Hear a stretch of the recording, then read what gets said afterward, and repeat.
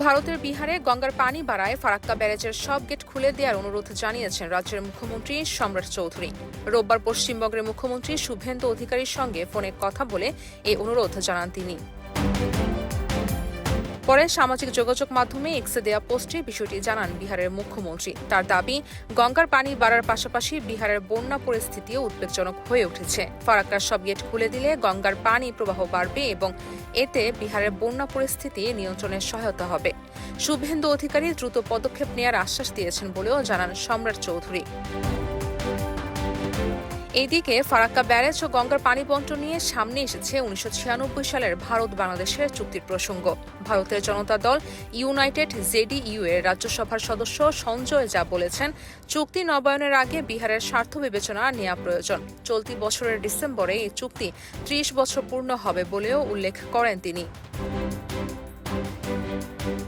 ভারত ও বাংলাদেশের মধ্যে অভিন্ন নদী রয়েছে 54টি। এর মধ্যে গঙ্গার পানি বন্টন 1996 সালের চুক্তির আওতাভুক্ত। ফারাক্কা ব্যারেজকে কেন্দ্র করে শুল্ক মৌসুমে দুই দেশের মধ্যে গঙ্গার পানি বন্টনের কাঠামো নির্ধারিত হয়েছে এই চুক্তিতে।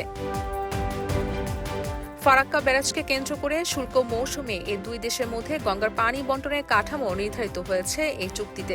তবে তিস্তার পানি বন্টন নিয়ে এখনও কোনো সমঝোতায় পৌঁছাতে পারেনি বাংলাদেশ ও ভারত। বিহারের বন্যা পরিস্থিতি সামাল দিতে ফারাক্কার সব গেট খোলার অনুরোধ ঘিরে তাই নতুন করে আলোচনা এসেছে গঙ্গার পানি বন্টন ও 1996 সালের চুক্তি। বিষয়টি নিয়ে দুই দেশের পানি ব্যবস্থাপনা ও কূটনৈতিক পর্যায়েও রয়েছে নজর। রাজিয়া সুলতানা কিয়া, প্রাইম টিভি।